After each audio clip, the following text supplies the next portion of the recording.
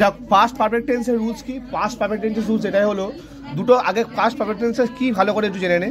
Past perfect tense হলো এটাই যে অতীতকালে যখন দুটো কাজ একসঙ্গে ঘটে, তো যে কাজটা আগে সম্পন্ন হয়, দুটো কাজের মধ্যে যে কাজটা আগে হয় সেটা হয় পাস্ট পারফেক্ট টেন্স, আর যে কাজটা পরে হয় সেটা হয় পাস্ট ইনডিফিনাইট টেন্স। যেটা আগে হয় সেই ঘটনাটা পাস্ট পারফেক্ট টেন্সের সূত্র অনুযায়ী আমরা করব, আর যে কাজটা পরে হয় সেটা পাস্ট ইনডিফিনাইট টেন্সের সূত্র অনুযায়ী করব। তো পাস্ট পারফেক্ট টেন্সের সূত্র কি? পাস্ট পারফেক্ট টেন্সের সূত্র হলো সাবজেক্ট পরে বসবে হ্যাড, তারপরে বসবে ভার্বের 3 নম্বর পার্ট অর্থাৎ পাস্ট পার্টিসিপেল পার্ট, তারপরে বসবে অবজেক্ট। এখানে একটা উদাহরণ নিই, যেটা হলো আমি স্টেশনে আসার আগে ট্রেনটি চলে গিয়েছিল।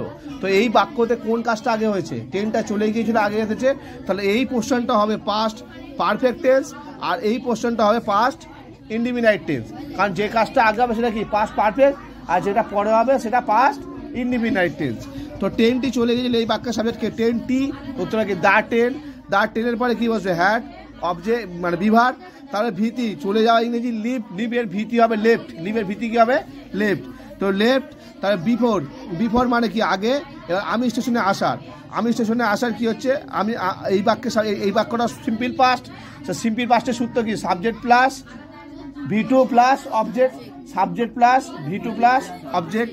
তো এখানে আমি কামের আসার ইংরেজি কামের V2 হবে কেম, কেম, ঠিক আছে? আই কেম স্টেশনে, টু স্টেশন, ঠিক আছে? আসলে এটা বুঝতে পেরেছিস।